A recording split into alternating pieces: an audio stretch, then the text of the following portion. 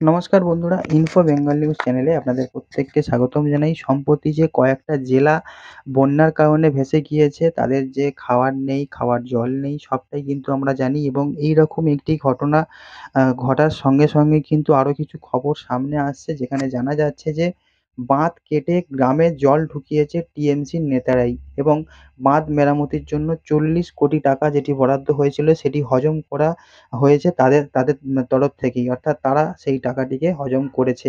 এরকমই একটি খবর সামনে আসছে এবং এই খবরটি সামনে আসার পর অবশ্যই এই খবরটিকে নিয়ে কিন্তু একটি চাঞ্চল্যকর পরিস্থিতি তৈরি হয়েছে এবং কী রয়েছে সম্পূর্ণ খবরটি সেটি আপনি জানতে পারবেন এই ভিডিওর মাধ্যমে।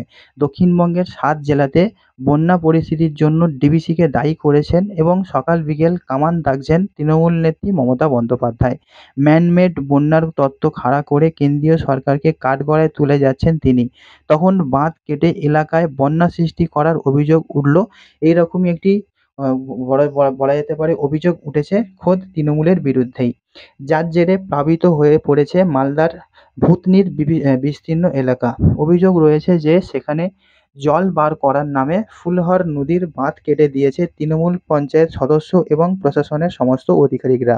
শুধু তাই নয়, বাঁধ মেরামতির জন্য যে 40 কোটি টাকা বরাদ্দ হয়েছিল তাও তৃণমূল নেতারা ভাগ বাটোয়ারা করে নিয়ে নিয়েছেন বলেই কিন্তু অভিযোগ সামনে আসছে।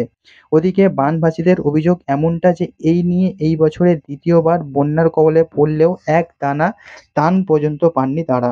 নৌকায় করে গিয়ে রসদ আনতে হয়েছে উঁচু জায়গার থেকে এবং উঁচু জায়গার যে সমস্ত বাজারগুলি সেখান থেকে। জেলা বিজেপির নেতা গৌরচন্দ্র মণ্ডল বলেছেন যে ১.৫ মাস আগে ঝাড়খণ্ড সীমানা লাগোয়া ফুলহর নদীর বালির বাঁধ যে বস্তা সেই বালির বস্তার বাঁধ ভেঙে জল ঢুকতে শুরু করেছে এই জায়গাটিতে। জল ঢুকে প্লাবিত হয়েছে বিস্তীর্ণ এলাকা। সেই জল বার করার নামে চণ্ডীপুরের কাছে বাঁধ কেটে দিয়েছে তৃণমূল পরিচালিত পঞ্চায়েত। কিন্তু জল নামার বদলে নতুন করে জল ঢুকতে শুরু করেছে এই এলাকাটিতে, যার ফলে আরও কয়েকটি এলাকা প্লাবিত হয়ে পড়েছে। ওদিকে তৃণমূলের জেলা সভাপতি আব্দুর রহিম বক্সী বলছেন যে গঙ্গা ভাঙনের জন্য ভূতনির জল ঢুকছে আর গঙ্গা ভাঙন নিয়ন্ত্রণের দায়িত্ব কেন্দ্রীয় সরকারের। কে বলতে পারে যে সিপিএম চক্রান্ত করে বাঁধটা কেটে দেয়নি? এইরকম একটি আজগুবি কথা তিনি বলে যাচ্ছেন। ওদিকে বন্যা প্লাবিতের অভিযোগ যে গত ১.৫ মাস ধরে তাদের খোঁজ নিতে আসেনি কেউ। বহু পরিবার গবাদি পশু নিয়ে বাড়ির ছাদে বাস করে যাচ্ছেন। এক দানা ত্রাণ পর্যন্ত পৌঁছায়নি কোথাও।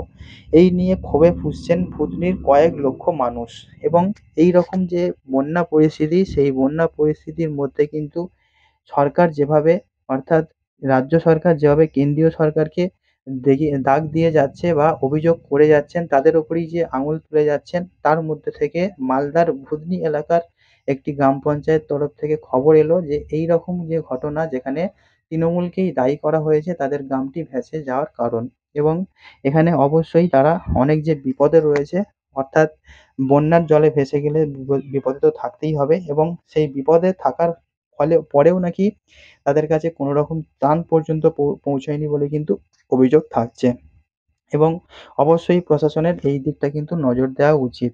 তো বন্ধুরা, আপডেট এই পর্যন্ত ছিল এবং এই খবর জানার পর আপনাদের কি বক্তব্য থাকবে? যদি আপনারা কিছু বক্তব্য করতে চান অবশ্যই কমেন্ট করে জানাতে পারেন। দেখা হচ্ছে আপনাদের সঙ্গে পরবর্তী ভিডিওতে। এই ভিডিওটা আপাতত এই পর্যন্ত শেষ করছি। সবাই খুব ভালো থাকুন। Good bye.